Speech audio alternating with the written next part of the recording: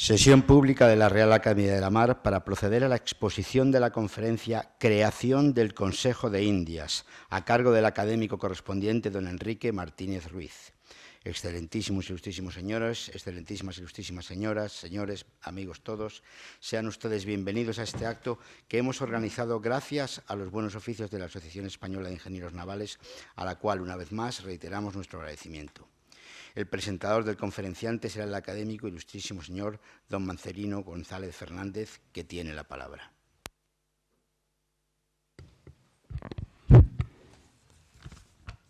Señoras y señores, muy buenas tardes. El conferenciante de hoy que nos va a hablar del Consejo de Indias es el profesor Enrique Martínez Ruiz. Es catedrático de la Universidad Complutense de Madrid, especialidad Historia Moderna. Es catedrático emérito, profesor invitado en numerosas universidades y centros de investigación europeos y americanos, director y ponente de congresos y seminarios internacionales.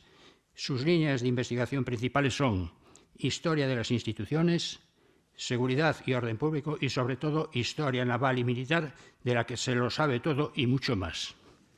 Es director de más de 30 tesis doctorales, autor y coordinador de más de 300 publicaciones, y entre sus libros más recientes están Felipe II, Hombre, Rey y Mito, Las flotas de Indias, La vuelta al mundo de Magallanes Elcano, Fiesta y tragedia, Vivir y morir en la España del siglo de oro. Es Premio Nacional de Historia de España en 1982 y en 2009. Premio de Ensayo de Humanidades Villa de Madrid en 2009.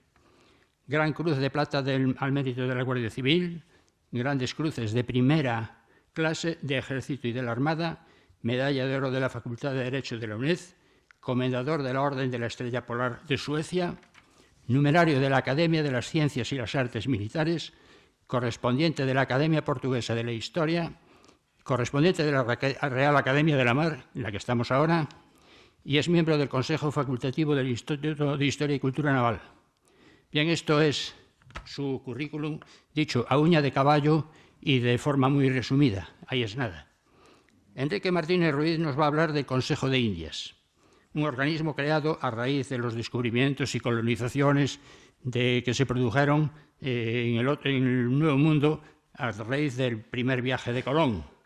En su creación y su funcionamiento, como veremos, tuvo un gran protagonismo el obispo Juan Rodríguez Fonseca, que estuvo relacionado con todo lo relacionado con las Indias hasta que se murió en 1524. El Consejo de Indias desempeñó el asesoramiento real y el gobierno de las tierras descubiertas, y de esto nos va a hablar el profesor Enrique Martínez Ruiz, contándonos la importancia de la labor desarrollada por este organismo y la superación de la principal pega con la que se encontró, que fueron las distancias. Con mirar el mapa se dan cuenta ustedes que aquello era inmenso. Parece mentira que se hiciera lo que se llegó a hacer. Y sin más, pues le cedo la palabra al profesor Martínez Ruiz, que, como he dicho, se lo sabe todo y además le gusta contarlo. Así que, señores y señores, muchas gracias por la atención prestada. Enrique, cuando quieras. Señoras y señores académicos, señoras y señores, mis primeras palabras pues van a ser, lógicamente, de agradecimiento, pero no por una razón de cortesía, sino sencillamente de afecto y de reconocimiento. Afecto porque ya han oído a Marcelino. Le ha faltado decir que es un gran amigo mío desde hace décadas y además me distingue con su amistad, que a mí me honra mucho. Y por otra parte, pues estoy muy agradecido a la Academia, que me permite hablarles a ustedes de una institución que para mí fue clave en el imperio y que a veces pues, queda como oscurecida por la importancia de otros consejos que formaron parte de la monarquía. En concreto, el Real y Supremo Consejo de Indias, pues es un tema al que últimamente le he dedicado mucho tiempo, de mis investigaciones, de mis lecturas, y para mí pues es un motivo especial de satisfacción el poderles hablar de esta institución con la esperanza de que también al final de oírme pues compartan la idea que tengo de la importancia de esta institución. Evidentemente, el Consejo de Indias no nació de la noche a la mañana. Es la consecuencia del progresivo asentamiento español en América y de los numerosos problemas que había que afrontar a medida que se progresaba en ese asentamiento. Problemas de índole naval, económica y administrativa, sobre todo, y problemas que se van haciendo cada vez más graves con el paso del tiempo y con el avance de la penetración española en el nuevo continente. Por eso se hace cada vez más necesaria, cada vez más perentoria, la organización de una institución que fuera capaz de asumir la dirección y la puesta en marcha de este imperio que se iba aumentando progresivamente con el paso de los años. Y la institución que se implantará será de características similares a las que ya existían en Castilla, que eran los consejos. Los consejos eran unas instituciones asesoras del rey y el Consejo de Indias pues será una más, como tendremos oportunidad de ver ahora más adelante.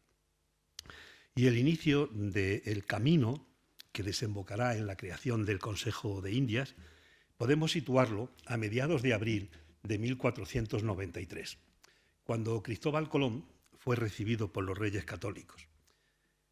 Según unos, en el Salón del Tinel, en Barcelona, según otros, en el monasterio de San Jerónimo de Murtra, en Badalona. A mí me parece más real esta segunda opción, porque los reyes estaban en el monasterio.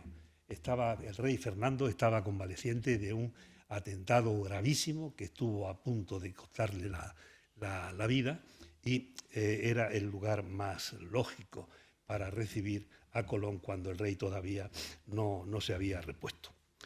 Y la entrevista tenía como objetivo el que Colón informara a los reyes de lo que se había descubierto. Es un hecho importante que tiene un gran eco en el arte, sobre todo en el arte histórico del siglo XIX. Yo he seleccionado dos imágenes que me parecen representativas de la especie de imaginación con la que se ha tratado esta entrevista. Ahí tenemos a Colón arrodillado ante los reyes y en una recreación urbana absolutamente irreal. El otro cuadro pues es también muy idealizado, en donde tenemos a Colón en el centro de la imagen con una figura blanca, que es la fama, que parece que va a coronarlo en el momento en que él hace una reverencia a los reyes que sentados esperan su informe. En esa entrevista, Colón explicaba cuál había sido su derrotero y los testimonios que traía y que iba presentando a los monarcas.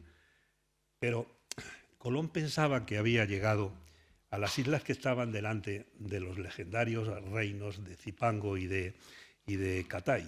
Y en esos momentos, nadie sabía que ese viaje de Colón estaba alumbrando un nuevo continente del que se ignoraba absolutamente todo.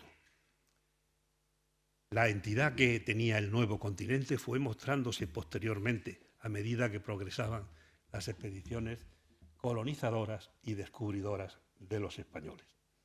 El cuarto continente, como se le denominaba y se le denomina ahora en algunas obras que explican la Odisea española, el cuarto continente, porque entonces se conocían nada más que tres: Europa, Asia y África. Y ahora se incorporaba uno nuevo, y se incorporaba a medida que Castilla lo iba desvelando y lo iba asimilando. Era una empresa colosal cuya entidad de momento era imposible de prever, porque no se conocía justamente la entidad de esas tierras que ahora se alumbraban. Y pese a la magnitud de la empresa, era necesario hacerla, como lo estaban haciendo los portugueses en África y en Asia, y como estaban haciéndolo los mismos castellanos en las Islas Canarias. La incorporación de lo que sería llamado América a la corona castellana fue un proceso paulatino, dependiendo de la implantación institucional y administrativa a semejanza de lo que existía en Castilla. Las instituciones castellanas se trasplantaron a América. Y en este último aspecto, en este trasplante administrativo, el primer paso se da justamente también en 1493, cuando Juan Rodríguez de Fonseca es encargado por los reyes católicos de organizar el segundo viaje de Colón y organizar los decretos sobre las Indias. Aquí lo vemos en dos momentos muy diferentes. El de la derecha es un Fonseca joven, ha pagado a ese artista que ha hecho el retablo que ha colocado en el trascoro de la Catedral de Palencia, y es un Fonseca joven. Todo lo contrario que el que tenemos a la izquierda, un Fonseca ya maduro y bastante más próximo a la muerte de lo que al principio pueda uno imaginarse viendo ese aspecto rotundo y pletórico que el obispo presenta. Pues bien, la decisión de los reyes convierte a Fonseca en el personaje más importante en relación a los asuntos americanos. Y lo sería, gozaría de esa importancia mientras los asuntos americanos tuvieron una dirección unipersonal. Estuvieron exclusivamente bajo su dirección entre 1493 y 1503, fecha en que se crea la Casa de Contratación. Fonseca había nacido en Toro en 1451, en una familia formada por don Fernando de Fonseca y Ulloa y su segunda esposa, doña Teresa de Ayala. En el conflicto sucesorio que enfrentó a doña Juana, la hija de Enrique IV, y a la infanta Isabel, los Fonseca tomaron partido por esta última, por Isabel, y al salir victoriosa, pues se le reconocieron los servicios prestados. Esto colocó a la familia en una magnífica posición, y prueba de ello es que la reina Isabel encomendó la formación de Juan Rodríguez a Fray Hernando de Talavera, arzobispo de Granada. El apoyo de Fray Hernando fue fundamental, constituyó una base muy sólida para la promoción de Juan Rodríguez, ya que cuando no era más que un diácono, recibió el nombramiento de capellán de la reina. Y luego en Barcelona, en 1493, este año nos vuelve a salir otra vez, se convierte en presbítero y al año siguiente recibió nada menos que el nombramiento de obispo de Badajoz. Pero cuando recibe este nombramiento, Fonseca ya era alguien en relación con las Indias, porque había mostrado su eficacia en la preparación del segundo viaje colombino. Desde entonces prácticamente arranca la enemistad entre Fonseca y los Colón, porque las concesiones que los reyes habían hecho a los Colón estaban en claro desacuerdo con las ideas del clérigo. Fonseca era un defensor decidido de la realeza frente a las ambiciones aristocráticas y un defensor de la monarquía como una forma de Estado, no como una forma de gobierno sencillamente.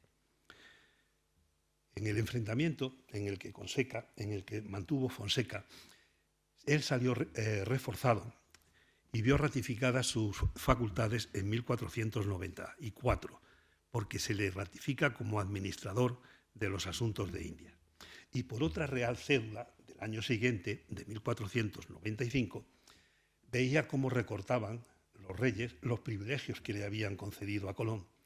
Y además se modificaba la política descubridora, porque en adelante las expediciones descubridoras ya no las iba a pagar la corona, iba a ser objeto de la financiación y de la dirección de los promotores, que iban a un acuerdo con la corona y se les concedía la explotación directa de las nuevas tierras que pudieran conquistar, y esas tierras, a pesar de esa concesión, quedaban bajo el control de la corona. Y como consecuencia de este cambio se desarrolla los denominados viajes menores, viajes andaluces o viajes de rescate. Viajes andaluces porque prácticamente todos salen de Andalucía. Empiezan en 1499 con el de Alonso de Ojeda, Américo Vespucio y Juan de la Cosa, y se suceden hasta 1502, ampliando sensiblemente el área de conocimiento que se tenía de América. Un área que Juan de la Cosa refleja en un mapa muy impreciso todavía, porque conserva elementos de la cartografía medieval. En aquel extremo, no sé si se ve el puntero. Bueno, en el extremo de la izquierda están viendo a San Cristóbal, que con el niño en brazos pues va caminando. Y luego aquí en el centro del mapa están viendo los 3 Reyes Magos. Y también nos encontramos con el Preste Juan, que es uno de los personajes que están reflejados ahí en el centro del mapa.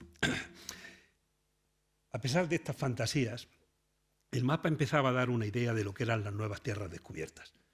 Unas tierras que los portugueses también estaban empezando a cartografiar por los informes de Cabral, que fueron reflejados en un mapa, en el planisferio de Cantino de 1502, y pueden advertir la diferencia. América del Sur ahí empieza a tener un aspecto más parecido a lo que realmente sería. Aquí pueden comparar los dos mapas, mientras que el de Juan de la Cosa para la parte española es bastante más preciso, el de Cantino es para la parte portuguesa. Pues bien, entre la documentación que se generaba por entonces, se ha destacado un documento que lleva como título "Lo que parece se debe proveer para poner en orden el negocio y la contratación de indias". Se trata de una especie de balance de la situación en que se encontraba América y el primer avance de lo que sería la Casa de Contratación como institución centralizadora de la actividad naval y comercial con América y almacén y registro de mercancías. El documento no está fechado, pero se considera que debió escribirse a mediados de 1502. Tampoco figura nombre alguno de autoría en el documento. Se estima que quien lo redactó tenía que ser una persona muy conocedora del comercio entre Sevilla y América. Por eso, en un primer momento, se atribuyó su redacción a Francisco Pinelo, que era jurado y fiel ejecutor en la capital andaluza y que había intervenido como tesorero en la organización del segundo viaje colombino. Según su contenido, analizando el contenido de ese documento, se ha dicho que estaba inspirado en la institución portuguesa, la Casa de Guinea.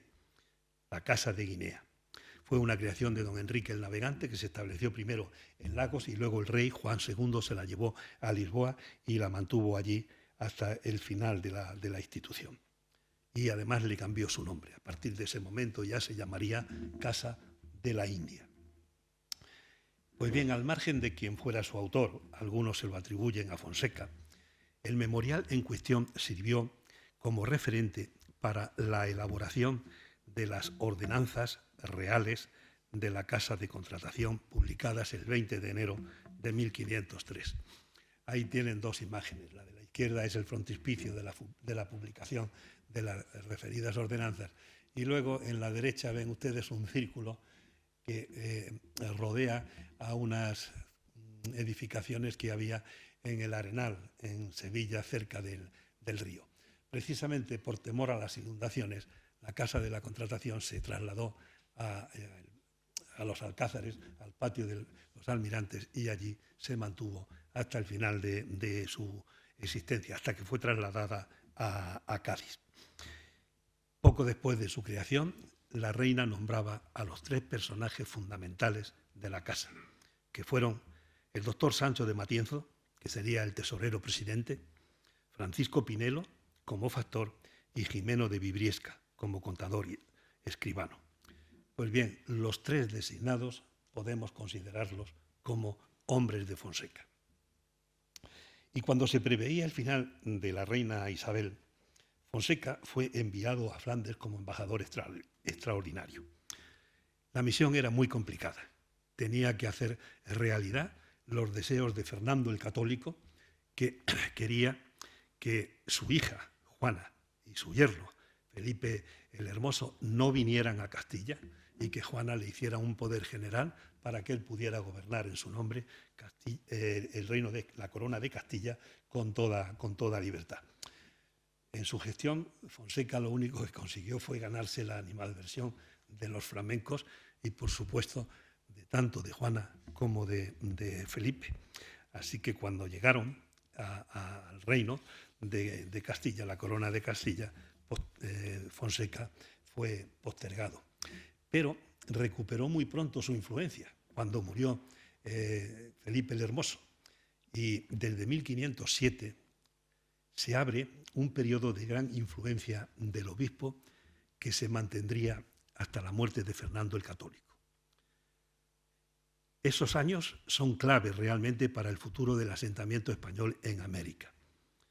Fonseca empezó por convocar a expertos navegantes y cosmógrafos, los convocó a una reunión a la que acudieron personajes de gran importancia, como pudieron ser Américo Vespucio, Juan de la Cosa, Vicente Ñáñez Pinzón. Y estos personajes, bajo la dirección de Fonseca, este Consejo de Navegantes, como se le llamó a esta reunión, tomó una serie de decisiones de gran trascendencia. Y es entonces cuando, desde mi punto de vista, Fonseca resulta clave en los planteamientos ultramarinos castellanos.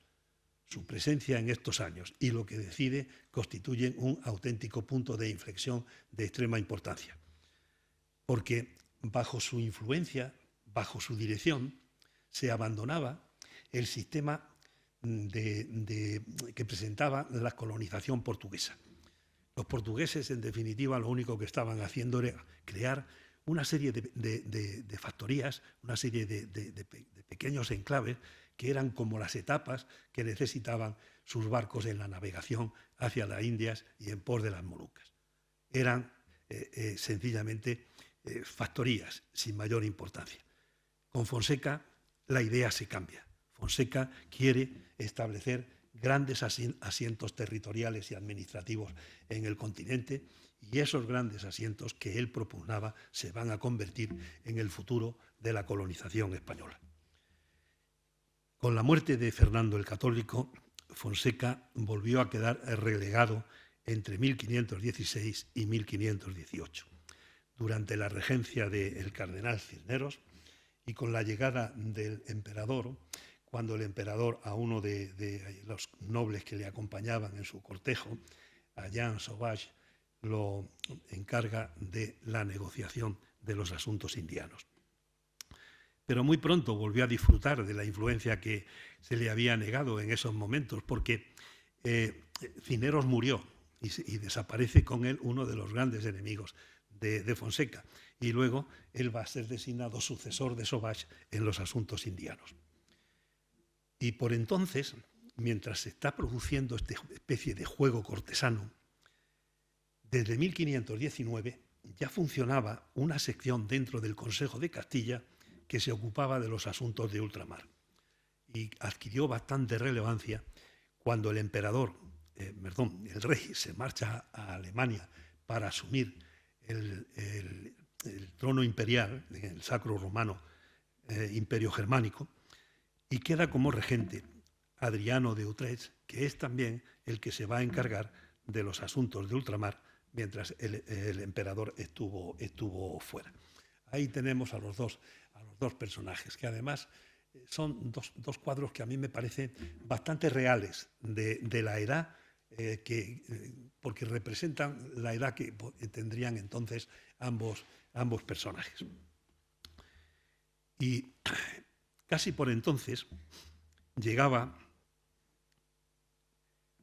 la noticia de que Hernán Cortés, el retrato de la izquierda es un retrato del siglo XIX, Y la imagen de la derecha es una de esas idealizaciones de la conquista de México. No tiene nada que ver con la realidad, pero a mí me parecía muy vistosa y que podía dar una idea de los elementos en juego con los bergantines y esas calzadas que conducían al centro de la ciudad. Por supuesto, esas edificaciones que hay en la imagen no tienen nada que ver con lo que eran las edificaciones de la capital azteca.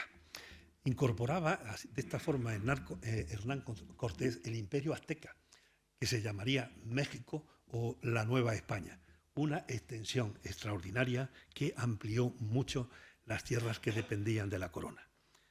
Y en septiembre de 1522, otra noticia importante. Llegaba Juan Sebastián Elcano, que lo tenemos aquí en otro retrato del siglo XIX que está en el museo naval. A la derecha está el mapa con la derrota que siguió la expedición, primero bajo las órdenes de Magallanes y luego asumiendo el mando Elcano. Regresaba de la primera circunnavegación al Gogo y le comunicaba al rey, ya emperador, la existencia de una nueva ruta a las Molucas, las codiciadas islas de las especias. Tanto lo de Cortés como lo de Elcano suponía la ampliación de tierras y mares en una proporción increíble y se hacía perentorio incrementar el control y el gobierno de aquellos espacios gigantescos. Y así, en 1524, Carlos V convirtió la sección del Consejo de Castilla en el Real y Supremo Consejo de Indias, poniendo a su frente a Fray Juan García de Loayza y Mendoza, obispo de Osma y más tarde inquisidor general y arzobispo de Sevilla. Tenemos su retrato a la izquierda. La imagen de la derecha, bueno, pues es una idealización de las reuniones del Consejo de Indias, pero que se puede aplicar a la reunión de cualquiera de los consejos que entonces funcionaban. El nuevo Consejo sería la institución reguladora de la política y de la administración de las Indias, porque se le concedieron facultades ejecutivas, legislativas y judiciales, porque se le encomendaban todos los asuntos civiles, militares, eclesiásticos, navales y comerciales que se produjeran en las tierras descubiertas. Y su misión sería asesorar al monarca en todo ese tipo de cuestiones. Para su puesta en marcha, lógicamente, se necesitó dotarlo de un personal adecuado. Ese personal lo nombraba el rey, eligiendo personas que ya habían servido en el ramo y conocían las Indias. Además de su presidente, la plantilla inicial la componía un fiscal, 2 secretarios y 5 consejeros letrados. Pero este personal muy pronto resultó insuficiente por el progreso de la expansión ultramarina y hubo que aumentarlo. De forma que desde 1528 el personal del Consejo empezó a aumentar. Ahí tienen una relación de lo que podemos considerar que fueron los funcionarios esenciales del Consejo de Indias, por lo menos en los siglos XVI y XVII. De ese personal, el presidente era el más importante. Se elegía entre los individuos que tenían una gran ejecutoria profesional y se reunía todas las semanas con el rey, normalmente los sábados y sobre las 10 de la mañana. Y él era el que informaba al rey de los asuntos que se habían tratado en el Consejo. Los consejeros eran letrados, gente experta en ciencia jurídica y además conocían las cuestiones relacionadas con las Indias. La mayoría de ellos incluso había sido funcionario en América y algunos de ellos incluso eran expertos en la legislación indiana. El cargo de fiscal lo ocupaba el consejero más moderno, el último que se incorporaba al Consejo, y era el encargado de velar por los intereses de la corona en los asuntos que se trataban. Los secretarios fueron 2.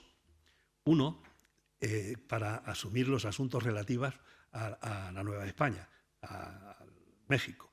El otro para los asuntos relativos al Perú.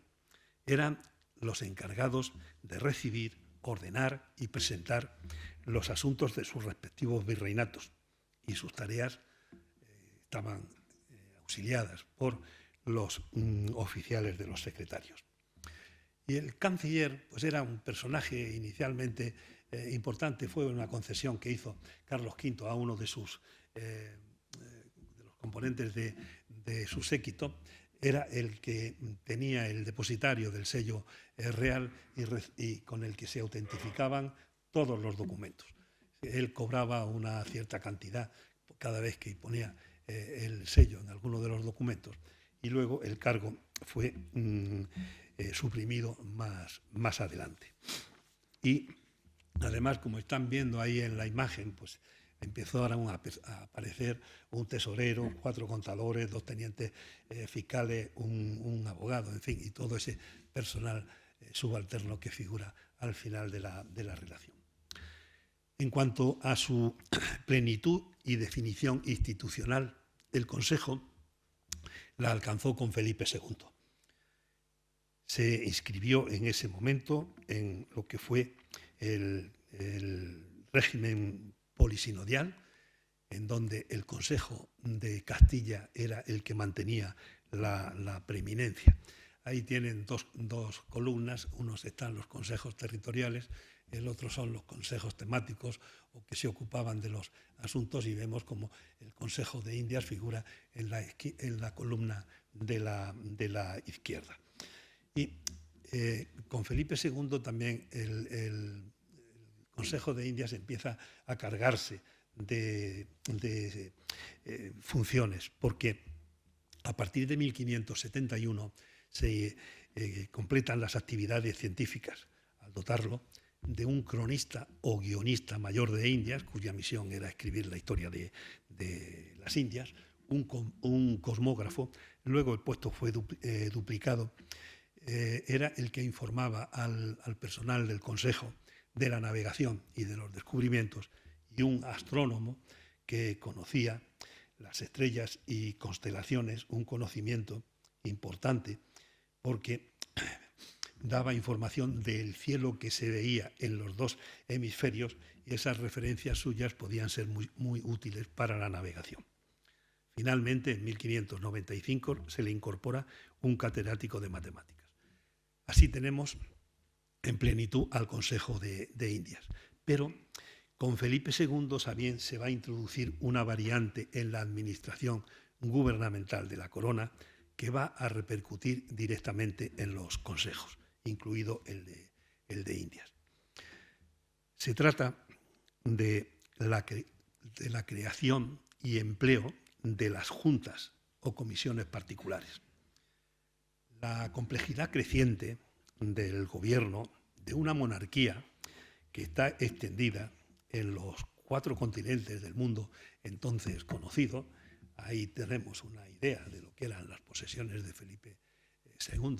En ese momento pues también está reflejado el ser rey de Portugal y de su imperio. Pero claro, esa extensión de territorios exige un mayor dinamismo en el tratamiento del despacho, una agilidad mayor de la que proporcionaban los consejos. Entonces las juntas se van a insertar en la maquinaria administrativa y le van a permitir al rey seleccionar a las personas más cualificadas y capaces para abordar varios asuntos que afectaban a los consejos. En el reinado de Felipe II, las juntas más importantes fueron la Junta Grande, la Junta de la Noche y la Junta de Gobierno. La Junta Grande nace en 1585. Su misión era agilizar los preparativos de la Armada, de la Gran Armada en la Jornada de Inglaterra. Pero después, bajo el impulso de Mateo Vázquez, la Junta se ocupará también de otros asuntos como la Hacienda Real. Después de 1588, la salud de Felipe II inicia su progresivo deterioro hasta la muerte. Y eso le irá haciendo delegar competencias en una junta que estaba compuesta por sus más fieles colaboradores: el conde de Chinchón, Cristóbal de Moura, Mateo Vázquez y Juan de Idiáquez. Esta junta sería conocida como la Junta de la Noche por ser esa la hora en que se reunían para tratar los asuntos. Y después de 1591, la salud del rey siguió agravándose y los de esta junta pensaron que sería bueno nombrar a una persona de gran autoridad que fuera como el asesor del príncipe, del que sería el futuro Felipe III.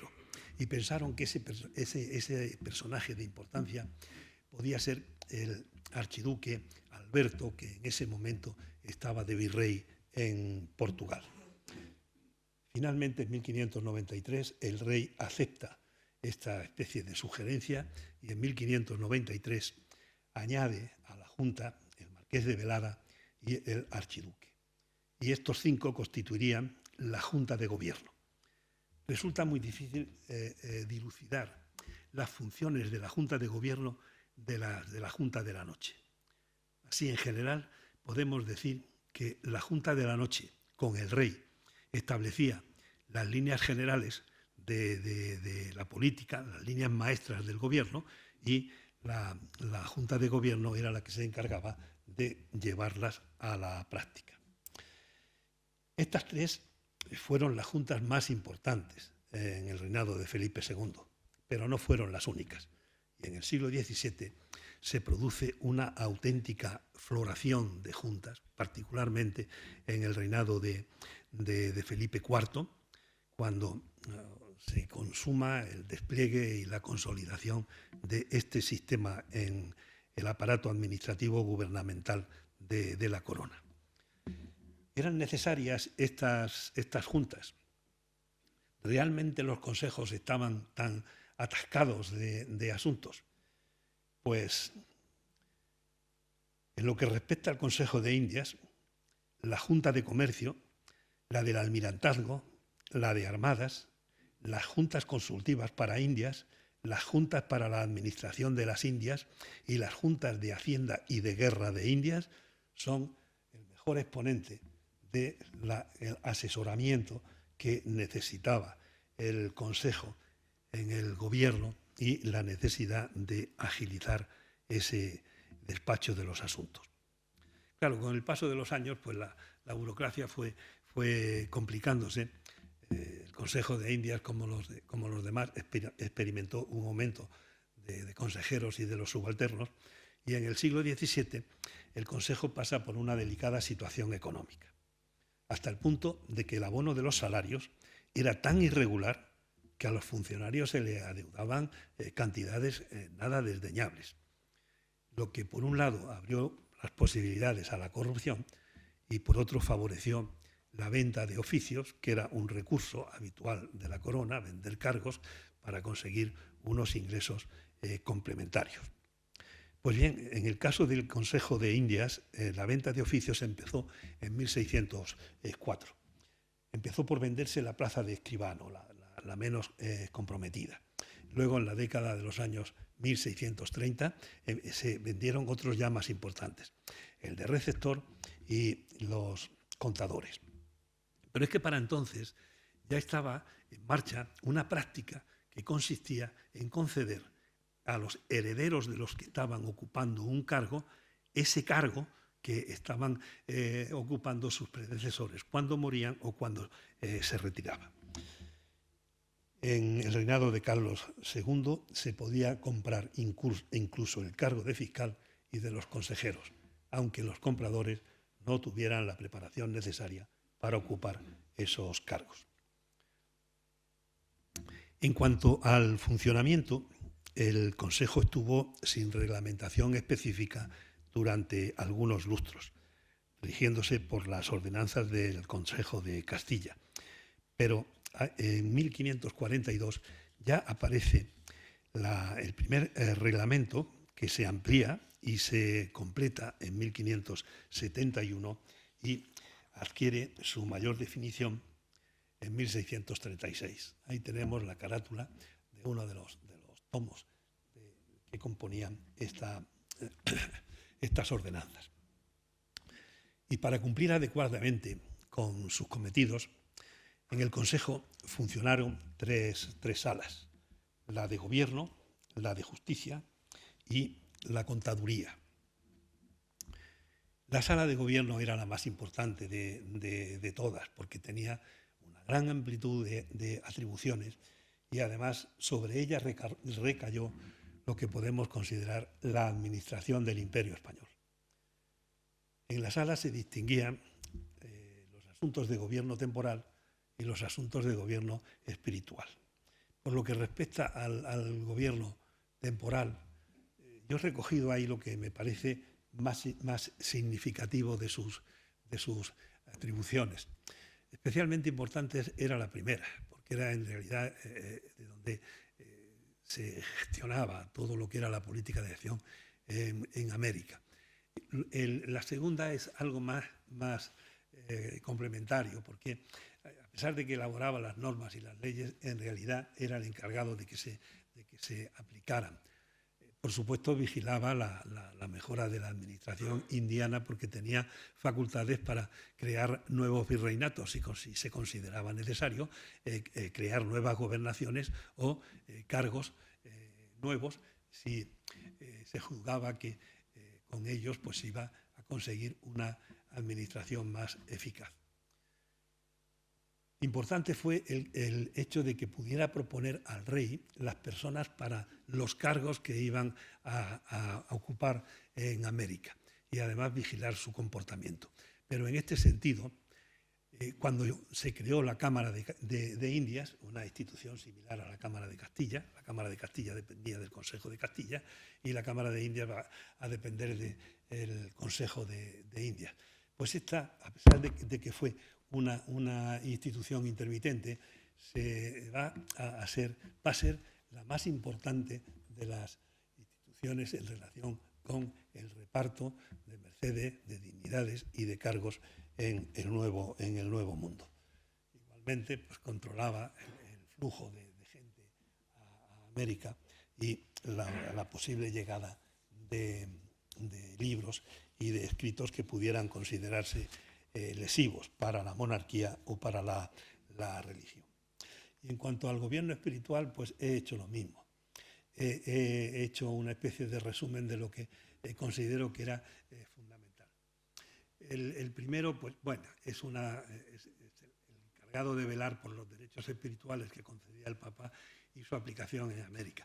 Pero es mucho más importante el que aparece en segundo lugar, al gestionar el patronato de Indias. Es decir, el Consejo de Indias tenía la capacidad de presentar al Papa, las personas que consideraba idóneas para ocupar los puestos de la jerarquía eclesiástica en América. Era, en definitiva, la extensión a América del patronato que ya regía en Castilla. Lo demás, bueno, pues es una especie de control de las disposiciones eclesiásticas para ver si coincidían o no con los intereses de la monarquía, y era el encargado de autorizar o no su difusión, porque si no tenían su autorización no podrían aplicarse. Y el Consejo pues era el más alto tribunal de justicia en América. Entonces las competencias judiciales del Consejo residían en la Sala de Justicia. Y ahí también he puesto pues lo que considero más importantes: asuntos judiciales o criminales, porque son todos los delitos que se cometían en la carrera de Indias. En las apelaciones, los juicios, los pleitos tenían que tener una cuantía superior a esos 40.000 maravedíes. También entendía en las apelaciones de los juicios de residencia, en esos juicios que le hacían a los cargos, a los funcionarios de América cuando terminaban su cargo, pues se le enjuiciaba para ver si había cumplido adecuadamente con su función. Las apelaciones las veía él. Y luego estaba los recursos de segunda suplicación, que es una figura especial en la que entendía el Consejo de Indias. Solamente existía en América, estaba vinculado a determinados procedimientos civiles, y también tenía que tener una cuantía sustancial porque debían superar los 6.000 pesos de oro. Por otra parte, el Consejo en los primeros momentos de su existencia no tuvo una sede estable. Acompañaba a la corte allí a donde iba la corte, llevando la documentación en caballerías. Y cuando se establece la corte en Madrid, pues entonces el Consejo también se va a establecer en Madrid a partir de 1561 y sesionaba en Palacio, como los demás en el Alcázar, como los demás consejos. Funcionaba como los demás consejos de los demás componentes del régimen polisinodial. Sesionaba 3 horas por la mañana, 2 por la tarde, y el procedimiento que seguía abreviadamente se denomina la consulta, y consistía en lo siguiente. El secretario del rey le entregaba al secretario del Consejo los asuntos que quería que se trataran en el Consejo y de los que recababa opiniones e información. El secretario del Consejo lo entregaba al fiscal. El fiscal hacía un primer informe de lo que esos documentos contenían y luego empezaba el debate en el Consejo.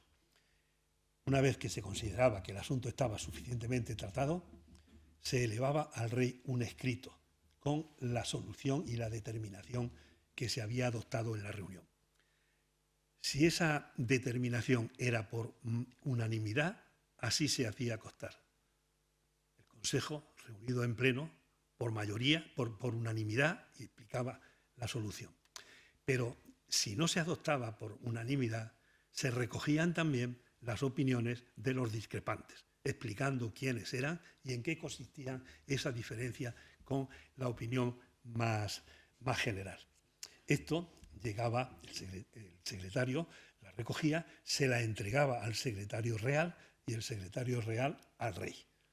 El procedimiento se llama la consulta y el rey pues podía hacer lo que le pareciera, aceptar la opinión mayoritaria o unánime, aceptar alguna de las opiniones que se vertían o sencillamente imponer la suya. Eso se traducía en la publicación de una cédula real o de una pragmática, y era el Consejo de Indias el que se encargaba de remitir esa pragmática a los virreyes y audiencias para que lo aplicaran en Indias. El sustancial papel que el Consejo de Indias jugó en los asuntos indianos pues es algo que está fuera de toda duda. Pero desde principios del siglo XVIII sufrió un retroceso por la importancia concedida en la dinámica gubernamental a las secretarías del despacho, es decir, a los antecedentes de nuestros ministerios actuales. Fueron unas secretarías que se crearon en 1714, en 1717 y en 1754. Sufrieron sucesivas modificaciones, siempre en perjuicio de los consejos, que como instituciones entran en un declive progresivo, y en el caso del de Indias pues fue una merma de facultades grande, porque pierde las funciones de Hacienda, de Guerra, de Comercio y de Navegación, que asume la Secretaría de Marina e Indias, lo que deja al Consejo reducido a un mero asesor y a un tribunal de justicia. Y a partir del siglo XIX comienza claramente el declive. La primera desaparición del Consejo la tenemos en 1812, cuando las Cortes de Cádiz decidieron la supresión de todos los consejos y el establecimiento de un Consejo de Estado. Entonces el Consejo de Indias, como los demás, fueron disueltos. Sin embargo, enseguida fue restablecido, porque en 1814 regresa Fernando VII de su exilio en Francia y anula todo lo que había hecho el régimen liberal durante la Guerra de la Independencia. En consecuencia, pues se restablece la situación existente antes de 1808. Un nuevo mandato político en 1820 vuelve a poner fuera de ejercicio a todos los consejos, y cuando por fin en 1823 se restablece de nuevo el régimen absoluto, vuelven a restablecerse los consejos. Pero para entonces el Consejo de Indias ya era algo más bien testimonial, porque desde 1829 la América española era independiente. Entonces no tenía sentido mantener un consejo que ya no tenía las funciones tan amplias que tenía cuando se estableció.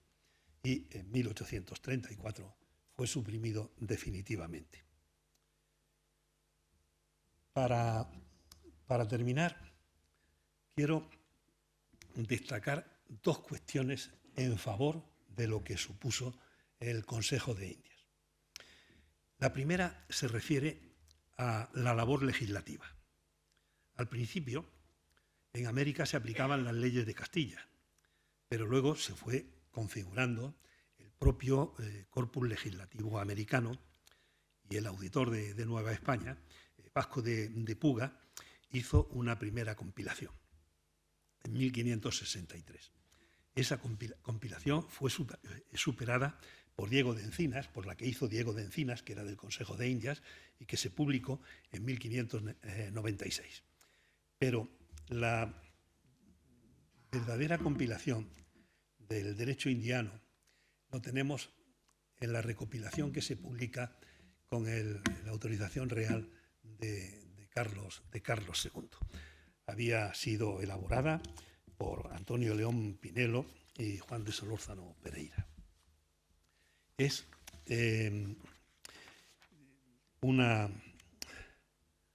yo creo que es el mejor exponente y el más completo, la más completa muestra del derecho colonial elaborado por una nación europea.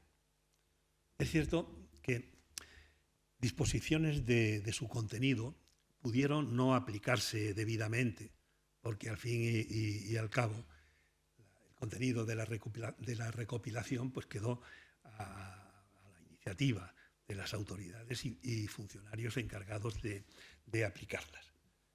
Pero el contenido de esa recopilación es un exponente palmario de cómo afrontó España la colonización americana, con una generosidad y con una anticipación muy grande respecto a cualquier otro ordenamiento jurídico colonial. E incluso estableció un sistema de control para velar por su cumplimiento, lo que constituyó una gran novedad. Fueron los juicios de residencia, a los que eran sometidas las autoridades americanas cuando finalizaba su periodo de gobierno. La otra cuestión a la que me quería referir es el gran problema que constituye la distancia. Es un problema difícil de ponderar por nosotros actualmente, porque contamos con una profusión de medios técnicos e informáticos inimaginable hace 4 o 5 décadas. Pero en la época en que nosotros nos hemos estado moviendo, no se contaba con otra cosa que la navegación a vela y la circulación fluvial y terrestre con unos medios tan tradicionales como elementales. Para los europeos ya era un problema la imprecisión existente en la duración de los desplazamientos. Por ejemplo, un viajero que saliera de París con destino a Cádiz podía tardar 2 semanas si todo iba bien, o más de un mes si las cosas se complicaban por accidentes en la circulación de los carruajes, por incidencias climatológicas, en fin, por cualquiera de las vicisitudes que podrían producirse en un desplazamiento. Y esto era aquí en Europa. ¿Qué pasaba con las distancias a una mayor amplitud, como podía ser las distancias con las que tenía que bregar el Consejo de Indias? Aquí están las rutas oceánicas. La ruta portuguesa es la de trazo más fino, no sé si percibirán el color, está en verde, mientras en un verde más claro que las españolas. Vamos a prescindir de las portuguesas. Felipe II, como rey de Portugal, pues todo ese dispositivo efectivamente era unos itinerarios que seguían las distintas informaciones, órdenes y demás que había que mandar. Pero vamos a fijarnos exclusivamente en las españolas. Y nos vamos a situar a la derecha del todo, donde pone el galeón de Manila, pues nos vamos a situar en Manila. Y un buen día, el gobernador se levanta y ve que se le ha caído medio muro del palacio y que no tiene medios para construirlo, o que se ha producido, le llegan noticias de que se han producido una invasión de piratas en algún punto del archipiélago y necesita dinero para combatirlo o para ver cómo resolver el problema. Y entonces escribe una carta al rey. Y vamos a suponer que esa carta sale en ese día en el galeón de Manila, porque da la casualidad que el galeón de Manila está allí. Pues nada, el galeón de Manila empieza la navegación para llegar hasta Acapulco. Son 4 meses en el mejor de los casos. Allí hay que desembarcar todo lo que trae el galeón de Manila y empezar a clasificar las cosas. La correspondencia real por un lado, pero hay que distinguir entre la que va a la península y la que va al virrey, porque las Filipinas constituían una capitanía general que dependía del virreinato de Nueva España. Lo que va para Madrid tiene que supervisarlo el virrey para darse cuenta de que efectivamente no se queda ningún asunto atrás. Y entonces manda a un correo para que llegue desde la capital del virreinato hasta Veracruz. Y vamos a suponer también que allí en Veracruz está la flota de Indias, la flota de Nueva España. Bueno, pues se entrega la documentación, la flota de Nueva España va a La Habana y allí o encuentra a la flota de galeones o de tierra firme, y si no está, tiene que esperarla, porque tienen que volver juntas. Entonces hay que atravesar el Atlántico y llegan a Sevilla. Y en Sevilla, otra vez la operación, se descarga todo y hay que ver qué es lo que va al rey. Inmediatamente, un correo de posta lo lleva a donde está la corte, a Madrid o al Escorial, depende de dónde esté el rey, y los asuntos los recibe el secretario o los secretarios reales y separan los asuntos. Y entonces le informan al rey de lo que ha llegado.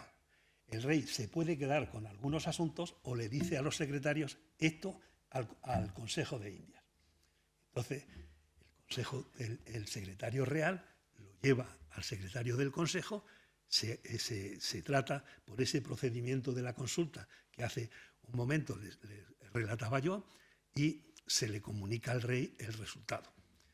Pero no se le llega y se le pone encima de la mesa. Se le dice lo que hay y el rey tiene la potestad de ponerlo encima, abajo o en medio. Bien, vamos a suponer que el rey lo pone encima y que en ese momento decide lo que hay que hacer. Un correo lo lleva a Sevilla y vamos a suponer que en ese momento la flota de Indias está para zarpar. La flota de Indias lleva a Veracruz las órdenes del rey, de Veracruz pasa por manos del virrey, por la capital del virreinato, y llega a Acapulco. Y vamos a suponer que allí está el galeón de Manila ya dispuesto a salir para las Filipinas. Y se pone en marcha. Y llega a las Filipinas. Y llega a manos del gobernador, que está impaciente por recibir lo que le dice el rey. ¿Cuánto tiempo creen ustedes que se puede tardar en esto? Pues en el mejor de los casos, 18 meses. Y si no, 2 años. Cuando llegan las respuestas a Manila, pues el gobernador ha tenido el ingenio de poder resolver el asunto, o ya el asunto ha perdido toda actualidad, toda importancia, y ya se trata de otra cosa. Entonces, esto es lo que yo quería señalarle, sobre todo al final. La labor del Consejo de Indias, como el realizador de un corpus jurídico de primera importancia para ordenar el sistema colonial español, fue extraordinario. Y luego la superación de este problema de las distancias. Es cierto que yo he presentado un caso extremo, pero en ese viaje de París a Cádiz, que pueden ser 2, 3 semanas o un mes, pueden tener otra referencia. Porque también con esto tuvo que realizar una labor realmente meritoria. Y por mi parte nada más, han sido muy amables al escucharme. Muchísimas gracias. Muchas gracias, Enrique, por esta Maravillosa exposición, muy completa. Supongo que ahora ustedes se preguntarán muchas cosas que se habrán quedado en el tintero porque no se puede contar todo en tan poco tiempo, así que se abre un periodo de coloquio, de preguntas. Si alguien tiene alguna pregunta que hacer, por favor, que levante la mano. La relación con el rey y los virreyes se limitaba al nombramiento o la destitución. El juicio de residencia habría un procedimiento judicial en donde el rey no intervenía, porque había instituciones jurídicas que lo canalizaban. Pero eso que señalabas es cierto.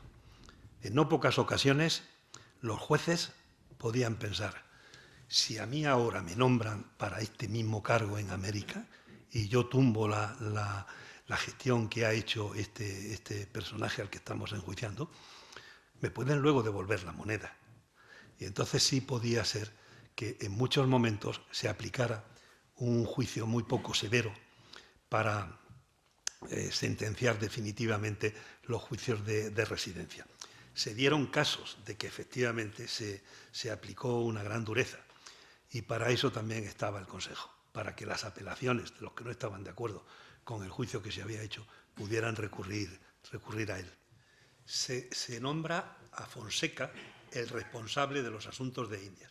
El Consejo se crea primero como una dependencia del Consejo de Castilla en 1519 y en 1524 aparece el Consejo plenamente constituido. Sí, pero me llama la atención que 6 meses después de la conquista, cuando no se sabía, ni que había habido, ni siquiera no se había descubierto todavía América, eran las islas previas a las Indias, sí. etcétera.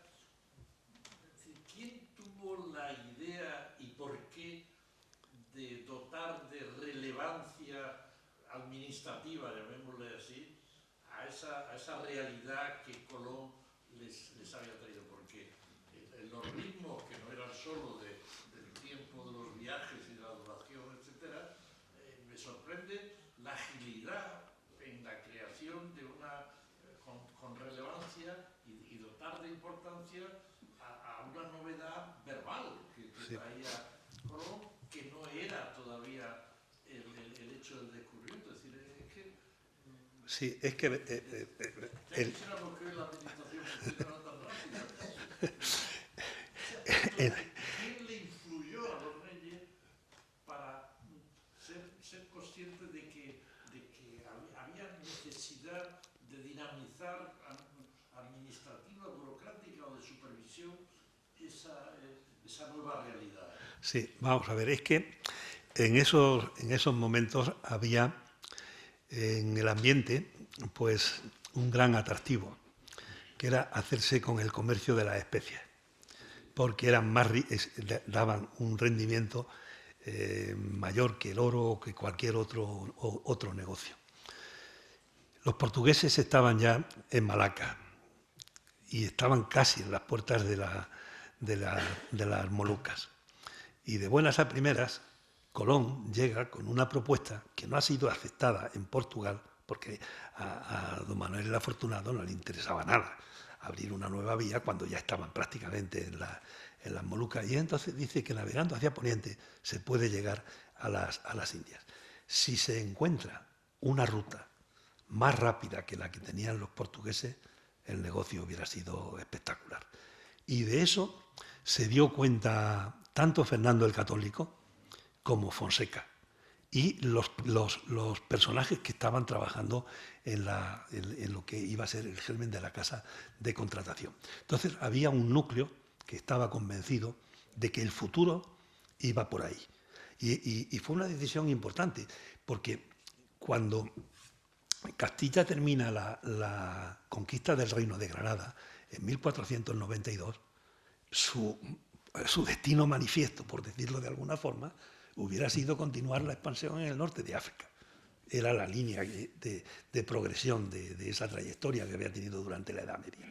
Sin embargo, los reyes decidieron apostar por el poniente y la posibilidad de encontrar un saneado negocio y de descubrir lo que estaba ocurriendo allí para que no se le adelantaran los portugueses, pues fue lo que movilizó esa rapidez. Los viajes estos menores fueron un impulso tremendo. Económicamente fueron un desastre casi todos, pero geográficamente son de una enorme trascendencia. Y eso pues impulsa los trabajos en el continente, en América. ¿Alguna otra pregunta? Adelante, Aragón. Gracias, muy amable. Quería comentar, en el archivo de India, ¿no?, que existe en el Alcázar de Sevilla, ahí se encuentra toda la documentación pertinente también a procedimientos, consejos, todo este tipo de documentos. La documentación relativa a las instituciones que estaban en América, pero que tenían sede en España. Porque en América existen audiencias, existen virreinatos, hay municipios, hay adelantados o adelantamientos o gobernaciones, y todo eso genera una documentación que no llega aquí a Indias. Solamente llega lo que tiene relación, no llega a Sevilla, solamente llega lo que tiene relación con lo que es el gobierno y la administración. Por eso, en muchos lugares de América, pues hay una documentación bastante rica en lo que se refiere al día a día en el continente. La de México, por ejemplo, que es la que yo más he visto, está en una prisión del siglo XIX y principios del siglo XX, y la verdad es que resulta un poco incómodo entrar allí y que te den una celda para ver la documentación. Pero, en fin, a todo se acostumbra uno. El caso de Lima es algo distinto. Pero, en fin, en todos estos sitios, en las capitales del virreinato, por ejemplo, sí se pueden encontrar una documentación bastante rica que, en cierto modo, puede completar la de Indias, o bien está generando una serie de estudios locales que analizan los historiadores de americanos, los de Venezuela o Colombia o Perú o México, y están describiendo pues la vida en esas células americanas. ¿Alguna otra pregunta? Pues agradecemos a todos ustedes su presencia aquí en esta extraordinaria conferencia y doy por clausurada la actual sesión pública. Muchas gracias a todos.